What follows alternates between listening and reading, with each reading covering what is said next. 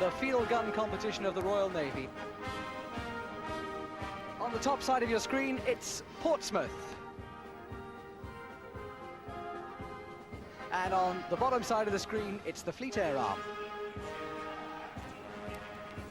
Now, if you haven't seen this competition before, I think you're going to be amazed in the next few minutes with the strength, the agility, the brute force, the speed that goes into making up a good run on this. The idea is for these teams to race each other across an obstacle course with these old field guns. Now, there are three parts to the competition. We're getting ready for the first part at the moment, the run out. The run out is to race from the start position, where the guns are positioned at the moment, down the sides of the arena and manhandle the guns over a 5-foot wall. And they then have to cross a 28-foot chasm. Now, that is why the men you're seeing at the moment on the screen are the best fed men at the Royal Tournament. They're given a third extra ration in the mess each day, and they look as though they're almost ready to go. Out goes the Thunder Flash. When that goes off, we're off.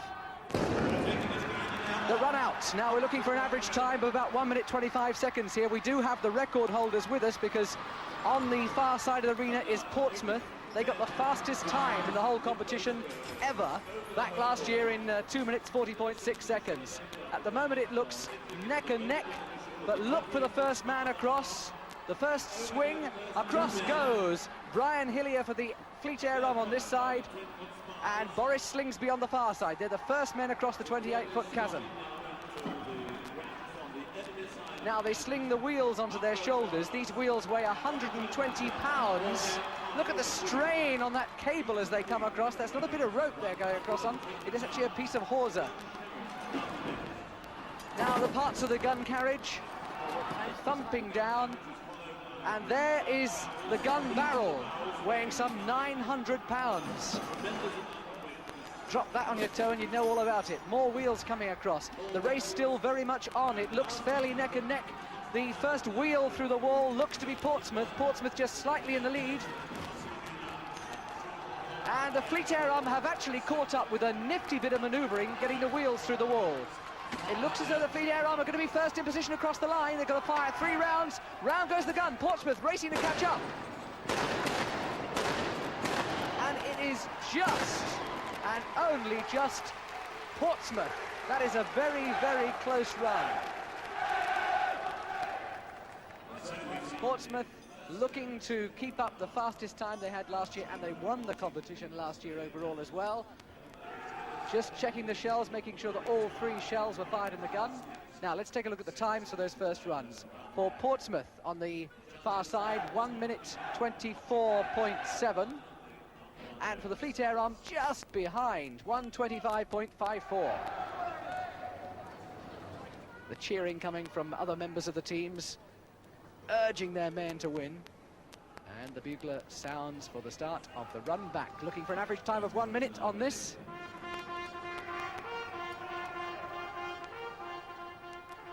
Now on the run back, all the men in gear have to be withdrawn over the wall and back across the chasm. So they pull the gun apart again as the limber goes over. They thump that over the wall. It's still neck and neck.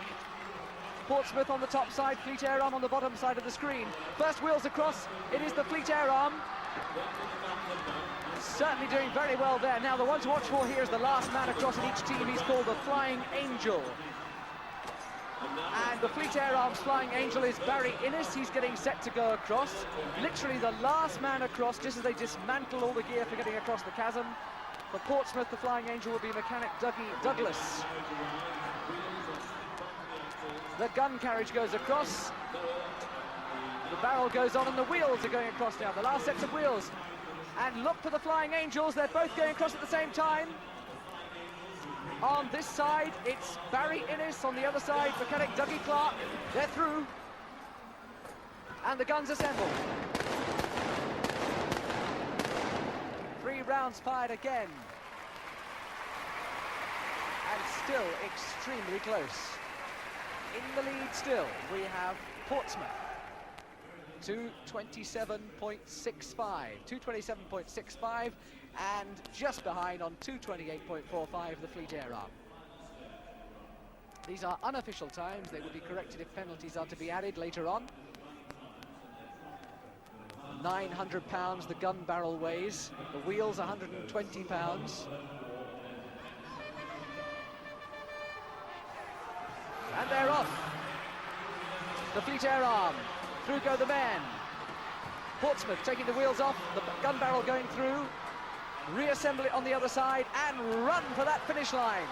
This is the Fleet Air Arm. Run, run, run, run, run, run. Portsmouth.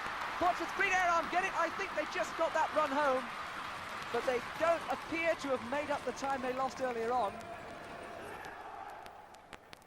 And in fact, the official times show that it is indeed a win for the Fleet Air Arm. Well done to them. 2:49.18, just over half a second ahead of Portsmouth on 2:49.72.